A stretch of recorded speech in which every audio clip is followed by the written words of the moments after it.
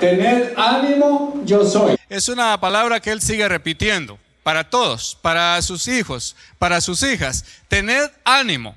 Es decir, no hay que desanimarse, no hay que tener miedo. Hay que ver al Señor. Esa es la gran ventaja de mirar al Señor. Versos 45 y 46. Vamos a analizarlos un poquito más acá para entender mejor lo que nos dice la palabra. Enseguida dice que él hizo a sus discípulos entrar en la barca e ir delante de él a Betsaida en la otra ribera, entre tanto que él despedía a la gente. Y después que los hubo despedido, él se fue a orar. Bueno, a mí me gusta ver a Jesús, que él es muy amable con la gente. Uno piensa que Jesús tal vez era aburrido porque no hay muchos de estos detalles en la Biblia. Pero Jesús era paciente, era amable, era cortés y sabía tratar a la gente. Y aunque se imagina que él había hecho un milagro donde habían como 10,000 personas, no es fácil cuando uno está con mucha gente, lo que quiere es deshacerse de la multitud lo antes posible, ¿verdad? Uno ya no aguanto estar aquí entre tanto ruido, yo quiero irme. Y Jesús, sin embargo, se toma el tiempo y le dice a sus discípulos: miren, adelántense ustedes mientras yo despido a la gente. Claro, él tiene otro propósito también. Yo no sé cómo se despidió de ellos, si les dio alguna bendición, si se fue abrazando a uno por uno o les dio la mano, o no sé qué hizo una oración quizás por ellos, pero la cosa es que él se tomó un tiempo para despedirlos. Y luego dice la Biblia que se fue a orar. Yo me imagino que mientras él estaba despidiendo a la gente, los discípulos lo estaban mirando, lo estaban observando, estaban todavía pensando, bueno, ¿y será que él se va a quedar? Porque la Biblia no da otro detalle, no dice que les dijo, bueno, yo después los alcanzo, no dice nada de eso, solamente les dice, súbanse ustedes a la barca y váyanse, mientras yo despido a la gente. Ellos tal vez se imaginaron, de alguna manera él va a llegar, quizás va a tomar otro de los barquitos, porque habían varios. Algo va a hacer, pero él va a llegar. Pero aún así no querían irse sin su maestro, porque ellos estaban acostumbrados a estar siempre con su maestro y lo estaban observando. Pero cuando vieron que él despidió a toda la gente y en vez de seguirlos a ellos, sube a la montaña a orar. Una cosa importante que uno tiene que hacer cuando está con la gente es orar. Uno no se puede dar el lujo de estar todo el tiempo con la gente. A las personas que están todo el tiempo con la gente queriendo hacer muchas cosas, se llama activistas, que quieren hacer de todo. Y a veces le pasa a uno eso. Se quiere dedicar tanto a la obra de Dios que, como alguien dice, ya no se dedica al Dios de la obra. Pero se necesita un tiempo a solas. Y Jesús lo acostumbraba irse a orar, principalmente en la noche. Él necesitaba ese tiempo para estar en oración, como también lo necesitamos nosotros. Él necesitaba tomar nuevas fuerzas, porque hay que recordar que él estaba en un cuerpo humano también y necesitaba esa fuerza espiritual, necesitaba la fuerza de su Padre y se iba al monte a orar. Y en esta ocasión se fue a orar. Lo que me atención es que él se fue a orar después de trabajar, después de que estaba muy cansado. Él se fue a orar. Y uno, ¿por qué es que a veces no se va a orar? Precisamente porque piensa que está muy cansado, ¿verdad? Pero es que cuando uno empieza a orar, aquí hay una hermana que me ha dicho, mire, cuando yo vengo acá siento que cobro nuevas fuerzas. Vengo bien cansada porque mi trabajo es muy pesado y del trabajo me vengo directamente hacia acá, pero inmediatamente que me pongo a orar me siento relajada, siento nuevas fuerzas. Y eso es una realidad.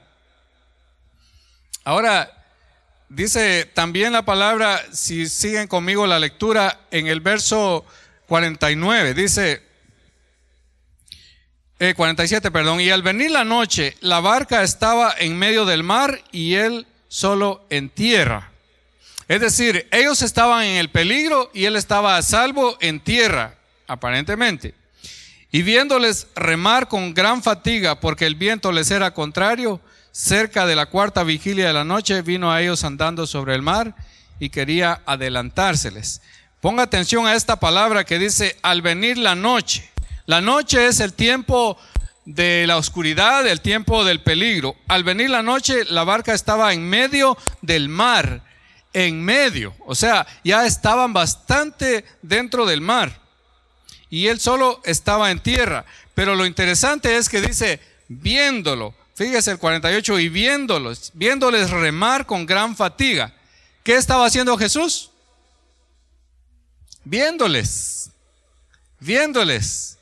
Es decir, que cuando él se fue a orar, estaba en una montaña que estaba justo frente al mar. Y desde allá él estaba orando, pero los estaba observando.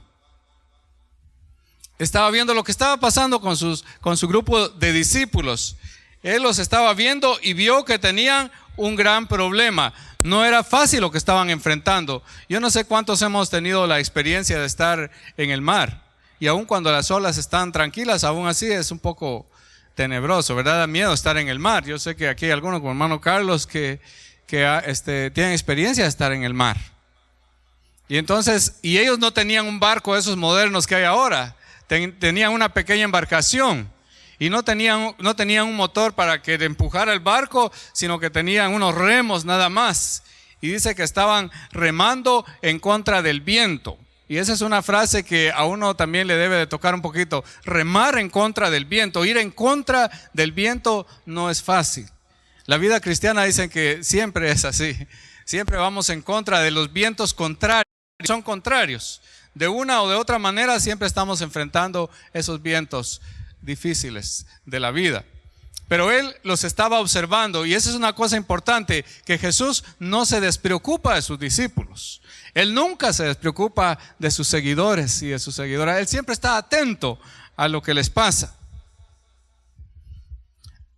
Y dice en el verso 49 que él, viéndoles que ellos andar sobre el mar, cuando ellos le vieron que él caminaba sobre el mar, eso fue en un horario que la Biblia dice que era cuarta vigilia de la noche, más o menos a las 3 de la mañana. Eso dicen que la vigilia era el sistema romano, porque los judíos dividían la noche en 3 vigilias nada más, pero aquí asumen el sistema romano, que era 4 vigilias de 3 horas cada una. Entonces más o menos eran las 3 de la mañana. Es decir, que toda la noche ellos habían estado tratando de remar, de avanzar, y no avanzaban.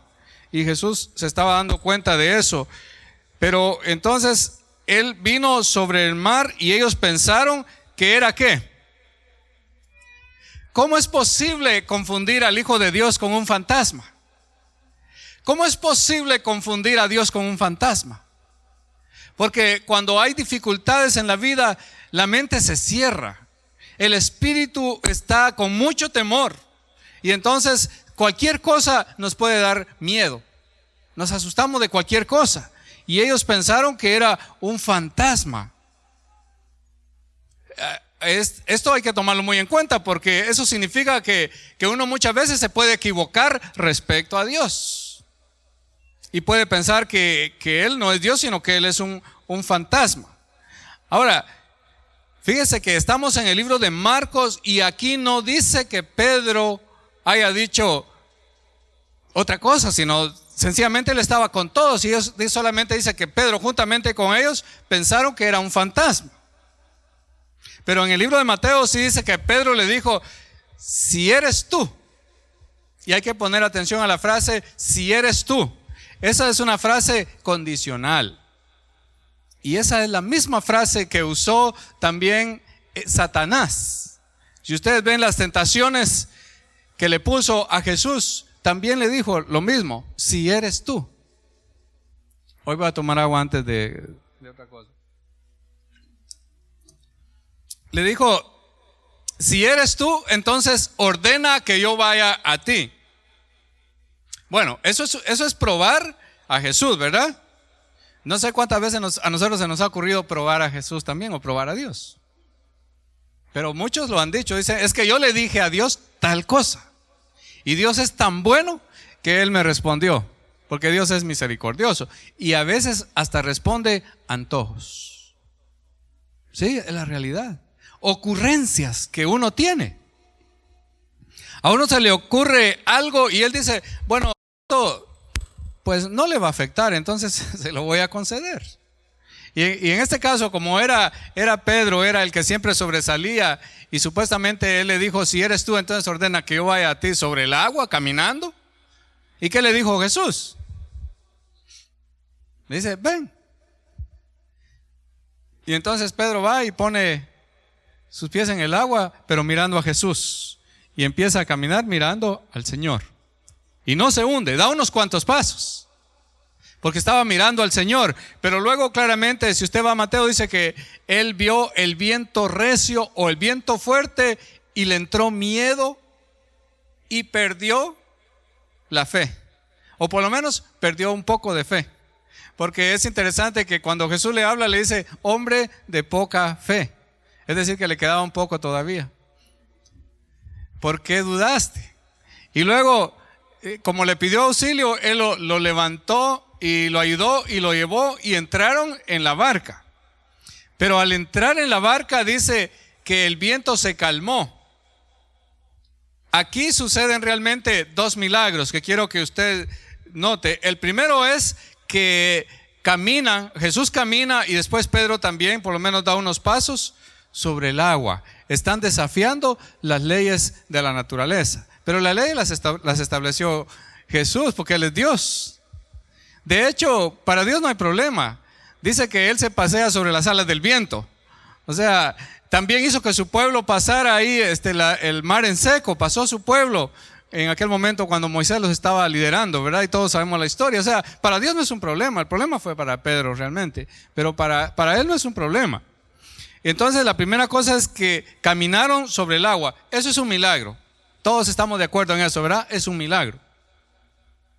La segunda cosa es que calmó el viento. Son dos elementos que a los filósofos les encantaba hablar mucho: sobre el viento, sobre el fuego, sobre el agua y todo eso. Pero son cosas controladas por el Señor. Ya sea literalmente o figuradamente, son cosas que el Señor siempre controla. Él tiene dominio sobre toda la naturaleza. Por eso es que pudieron caminar en el agua, se calmó el viento. Mire lo que dice en el verso 50. Porque todos lo veían y se turbaron, pero enseguida Él les habló y les dijo: tened ánimo, yo soy, no temáis. Y subiendo ellos en la barca, se calmó el viento, y ellos se asombraron en gran manera y se maravillaron. Quiero que también piensen en esta palabra: se asombraron y se maravillaron. ¿Por qué se asombraron? ¿Por qué se maravillaron? ¿Por qué era normal que eso pasara? ¿Quién no se iba a asombrar porque Jesús viene, Jesús camina ahí en la oscuridad de la noche, llega hacia ellos, se mete al barco y todo se calma? ¿Quién nos iba a asombrar por eso? Pues quiero decirles que a veces uno no se asombra ante la manifestación de Dios. Y es que aquí es donde viene el punto principal del que quiero hablarles.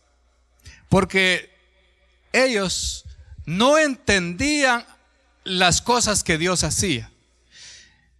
En este texto hay tres maneras de ver al Señor. Hay tres maneras de mirar a Jesús. Son las mismas tres maneras que hay en el mundo ahora.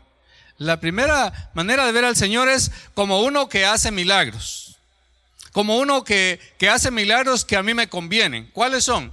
Bueno, el de la comida, ¿verdad? Porque el episodio que está antes justamente es el de la comida. Ese me conviene. Yo quiero un Señor que multiplique los panes y los peces. Ese es el Señor que yo quiero. Así lo ve el mundo. Por lo menos la mayoría. Algunos dicen que Dios no hace nada, que ellos son los que ganan su pan y ganan todo lo que tienen. Pero realmente es el Señor el que lo hace. Y no diríamos que es malo que la gente lo vea así. Es bueno que vean al Señor como el Señor que provee la comida, que hace ese milagro a cada día. Él da la comida, Él da los alimentos, Él nos da el vestido, Él nos da todo lo que necesitamos. Pero esa es nada más una manera de ver al Señor Jesús. Ahora, ¿cuál es la otra? La otra es la manera en que lo ve Pedro. Pedro lo ve como un Señor que lo puede hacer que llegue a ser un espectáculo, un show. No en esta ocasión nada más. Siempre Pedro ve así al Señor. Es una manera. Pedro no entiende las cosas. Pedro no entiende sino hasta después de la resurrección del Señor. Cuando Él resucita y lo confronta después que lo ha negado y le dice: Pedro, ¿me amas? Lo está metiendo en el terreno del amor sincero, del amor puro. Hasta ahí Pedro logra entender y reconciliarse con su Señor, y el Señor le dice el camino que él tiene que seguir de ahí en adelante. Le dice: Pedro, te quiero dejar claro de una vez por todas, a mí no me vas a utilizar como tu milagrero nada más.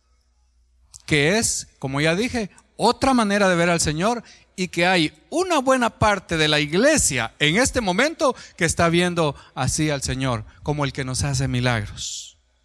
Y se agarran de esa situación para estar invitando a que todo mundo venga, y todo mundo viene, y todos vienen, y hay multitudes, y se hacen esas cosas enormes, y la gente está encantada. Dice: es que aquí el Señor está haciendo milagros. Esa es una manera equivocada también. Pedro hizo la misma cosa en varias ocasiones, y se las podría mencionar, pero por lo menos le pongo otra. Cuando estaba en la transfiguración, que él tuvo la oportunidad de estar ahí en la transfiguración juntamente con Jacobo y Juan, dice que al verse en esa luz resplandeciente, y al ver a Moisés y a Elías con esos trajes tan blancos, yo no sé qué cosa, la Biblia dice que como estaba confundido, porque uno definitivamente se va a confundir ante una manifestación de la gloria de Dios. Siempre va a confundirse, no va a poder interpretarlo, por lo menos en el momento. Y él se confundió y dijo: Señor, ¿qué te parece si hacemos unas 3 enramadas? Una para ti, una para Moisés y otra para Elías. Nosotros, aunque no tengamos dónde, pero que ustedes tengan sus enramaditas bonitas. ¿Creen ustedes que eso es una buena idea? Solo a Pedro se le podía ocurrir semejante cosa, ¿verdad?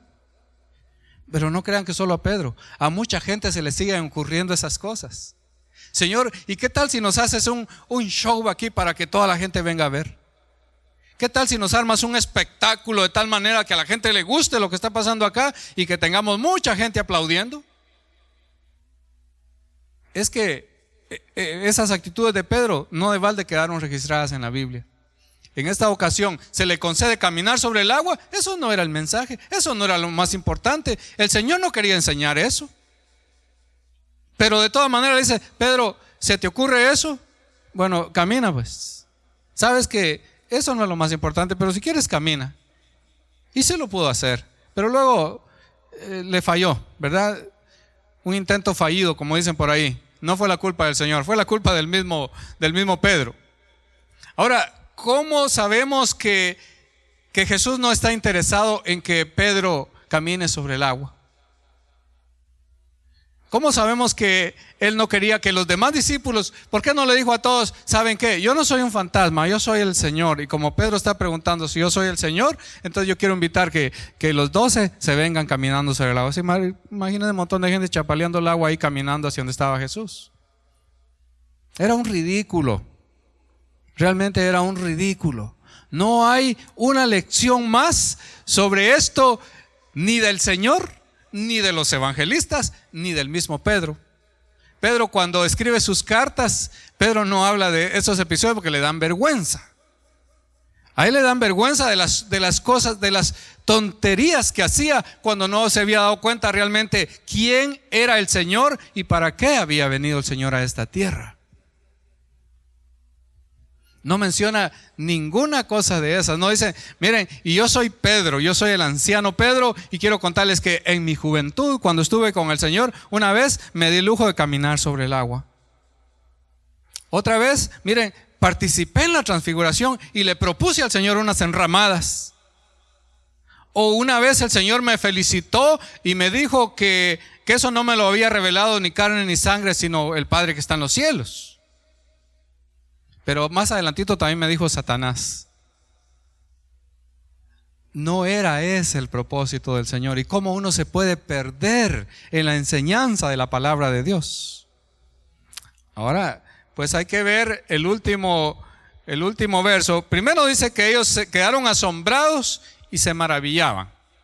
Eso dice aquí en el verso 51. Se asombraron y se maravillaron. Es decir, quedaron totalmente impresionados por lo que pasó. Realmente los discípulos no dijeron, estamos impresionados que Pedro haya caminado sobre el agua. Ningún discípulo dijo eso. Sino que ellos se impresionaron porque cuando Jesús se mete en la barca con ellos, se calma el viento y la barquita queda en paz. Por eso se impresionan ellos. Pero el último verso lo deja más claro porque dice, aún no habían entendido lo de los panes por cuanto estaban endurecidos.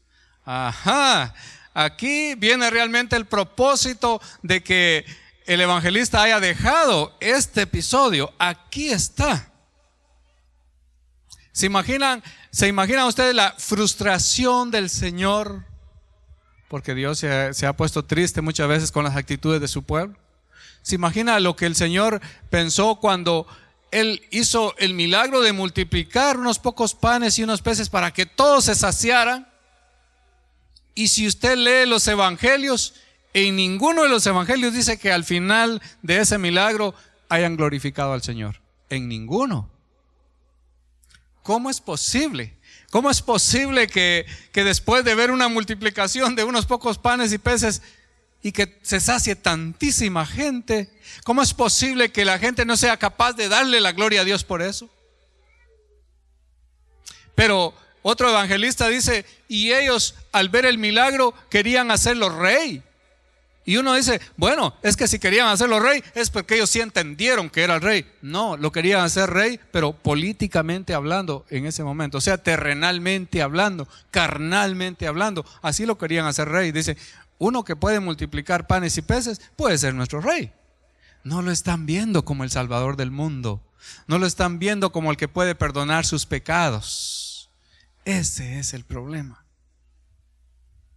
Y él entonces dice, tengo que hacer algo. A ver, tengo que hacer algo. Y estaba pensando, porque él es una persona, y él estaba pensando y dijo, ya sé, se me ocurre algo. Se me ocurrió algo en este momento. Voy a mandarlos a ellos en el barco. Yo me voy a ir a orar. Y una tormenta va a venir. La tormenta, ¿por qué llegó? Por la voluntad de Dios. Porque Él controla todo. Entonces llegó por la voluntad de Dios. Y cuando ellos estén ahí, dicen, en la tormenta, entonces yo voy a llegar y me voy a manifestar como el que tiene el control sobre la creación. Yo tuve el control y el poder de multiplicar, de hacer un milagro con los panes y los peces, y ahora les voy a demostrar que también tengo el control sobre el agua y el viento. Y entonces, ¿por qué no usó? ¿Usted no ha pensado por qué Él no usó otra manera de llegar a ellos cuando estaban en la tormenta, en la noche? Se imagina de noche, oscuro, el viento, las olas que se levantan. ¿Por qué no buscó Él otra manera? Sino que Él empezó a caminar sobre el agua. Qué manera de alcanzarlos, ¿verdad? Caminando sobre el agua. Y yo me imagino que ellos avanzaban un poquito y Él estaba avanzando más caminando que ellos remando, porque pudo alcanzarlos en la tercera vigilia de la noche. Y Él dijo, con esta van a entender. Esta les va a bastar para que por lo menos ellos, que son mis seguidores, no es posible que todas las multitudes no entendieron lo de los panes y que tampoco ellos se queden así. Ellos son mis más cercanos y a ellos sí les voy a entender que yo soy el Señor. Ahora, entonces podemos ver en otra parte, en el capítulo 8 del mismo libro de Marcos, 8:14. Para que cerremos con broche de oro esto, para que usted vea que el propósito del texto no es ver a un Pedro muy bonito caminando sobre el mar. Entonces vamos al capítulo 8 y vamos a leer ahí unos versos del 14 al 21. Dice, vinieron entonces los fariseos y comenzaron a discutir con él, pidiéndole señal del cielo. Señal, o sea, los panes, los peces era una señal, pero dice que era para tentarle. Y gimiendo en su espíritu dijo, ¿por qué pide señal esta generación? De cierto os digo que no se dará señal a esta generación. Y dejándolos volvió a entrar en la barca y se fue a la otra ribera. Habían olvidado, ¿qué cosa? Miren, ahí está lo de los panes otra vez. Habían olvidado traer pan. y no tenían sino un pan consigo en la barca. Y él les mandó diciendo: mirad, guardaos de la levadura de los fariseos. La levadura está asociada al pecado, y de la levadura de Herodes, pero la levadura hace crecer el pan, pero no hay que hacerlo crecer por los medios que no son correctos. Y discutían entre sí diciendo: es porque no trajimos pan. Y él, entendiéndolos, les dijo: ¿qué discutís? ¿Porque no tenéis pan? ¿No entendéis? Oiga bien, ¿no entendéis ni comprendéis? Aún tenéis endurecido vuestro corazón. Teniendo ojos, no veis, y teniendo oídos, no oís, y no recordáis. Cuando partí los 5 panes entre 5,000, ¿cuántas cestas llenas de pedazos recogisteis? Y ellos dijeron: 12. Y entonces, y cuando los 7 panes entre 4,000, ¿cuántas canastas de pedazos recogisteis? Y ellos dijeron: 7. Y él les dijo: ¿cómo aún no entendéis? Aquí está todo claro. O sea, ¿qué era lo que estaba tratando el Señor de que ellos entendieran? Que Él era el Señor, el Salvador, que tenía el poder para hacer esas cosas. Entonces, aquí vamos a poner las cosas en su sentido correcto. Cuando el Señor hace un milagro, es para que la gente crea en Él como el Salvador. Pero realmente lo que a muchos les interesa es el milagro nada más. Si yo necesito sanidad, lo que necesito es sanidad, pero a mí no me interesa el Señor como Salvador. Si yo tengo un problema familiar, lo que me interesa es la solución del problema familiar, pero no quiero al Señor como Salvador. Hasta vienen así a nosotros a veces, y yo quiero que nos liberemos de esas cosas de una vez por todas, porque a veces la gente viene y que nos dice: mire, ¿usted es cristiano? Oh sí, por la gracia yo soy cristiano y voy a tal iglesia y le invito a usted. ¿Y qué le dicen? Le dice: bueno, yo quiero pedirle algo, quiero pedirle un favor, que oren por mí para que yo me sane. Y usted le dice: no se preocupe, vamos a orar y usted se va a sanar. Confía en Dios y se va a sanar. ¿Qué estamos haciendo? Estamos comprometiendo al Señor con algo que no sabemos si Él quiere o no quiere, porque Él es soberano y Él decide, ya lo hemos estado diciendo. Pero la gente nos condiciona, y nosotros, como queremos más gente, como queremos llenar templos, como queremos tener mucha gente, entonces le ofrecemos el cielo y la tierra. Decimos: no se preocupe, nuestro Dios, viera usted cómo es de bueno nuestro Dios, seguro que le va a hacer el favor a usted. Pero nunca se le ocurre preguntarle antes a la persona: óigame, ¿y usted tiene fe en el Señor? ¿Usted sabe quién es el Señor Jesucristo? ¿Usted sabe que Él murió en una cruz por sus pecados? Ponga en segundo lugar, ponga lo de su salud, ponga lo de su problema. En primer lugar, entregue su corazón al Señor. Puede ser que usted después de eso le venga la sanidad, le venga la solución a su problema, o puede ser que no le viene eso, pero usted es salvo, que al final eso es lo que el Señor quiere. Ya les dije, ¿qué quería la gente? La multiplicación de los panes y los peces. ¿Qué quiere la gente hoy? Lo mismo, que haya mucha comida, que haya mucha bendición, que haya mucho trabajo, que se multipliquen las ganancias, que haya esto, que haya lo otro. Y como somos bien codiciosos, entonces nos predica un mensaje que apela a esos sentidos codiciosos, y ahí estamos felices. Aquí hay bendición, aquí se manifiesta la gloria de Dios. Es que aquí la gente hasta camina sobre el mar. ¿Sabe que hay gente que lo ha intentado? Mucha gente se le ha ocurrido caminar sobre el mar y se han hundido. Y por cierto que con fe, porque muchos de ellos han sido personas de fe, pero la fe no les funciona para eso, porque no es eso lo que quiere enseñar la palabra de Dios. No ha habido otra persona que camine sobre el mar, excepto aquellos que hicieron una película donde ponen hielo, no sé qué ponen abajo y caminan sobre el agua, y uno dice: wow, están caminando sobre el agua, pero después se da uno cuenta que ahí hay algo abajo. Solamente esa gente es la que puede caminar sobre el agua, porque al Señor no le gusta andar haciendo ridiculeces. ¿Sabe que Satanás quiso hacer lo mismo también con Jesús?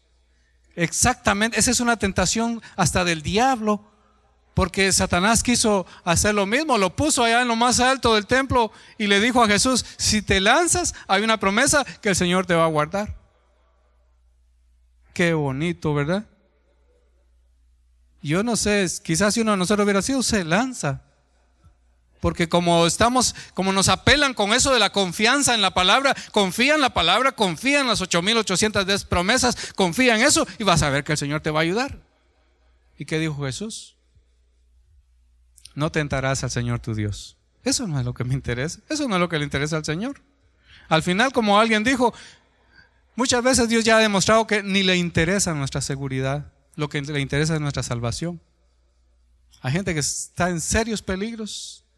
Gente que está ahí y que uno hasta la ve que a veces da su vida por el Señor y uno dice, ¿por qué el Señor no detuvo la bala? ¿Por qué el Señor no detuvo la espada? ¿Por qué el Señor no hizo algo?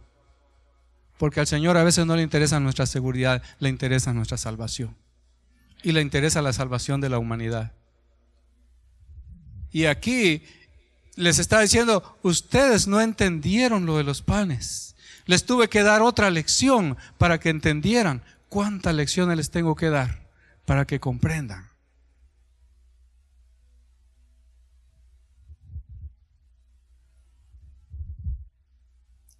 La gente entonces busca a un Dios que dé de comer. Y puede ser que Él sí nos va a dar de comer. Pero no hay que buscarlo solo por la comida, Él mismo lo dijo. No nos atrevamos a hacer cosas que realmente a Dios no le interesan. A Dios le interesa que recibamos a su Hijo. Dice, la voluntad de Dios es que nosotros creamos en aquel que Él ha enviado. ¿Cree usted en el Hijo de Dios? Él se revela especialmente a su pueblo. Hay gente que no lo entiende, pero el pueblo de Dios que está acá lo debe de entender. Él es el Señor, Él es el Salvador.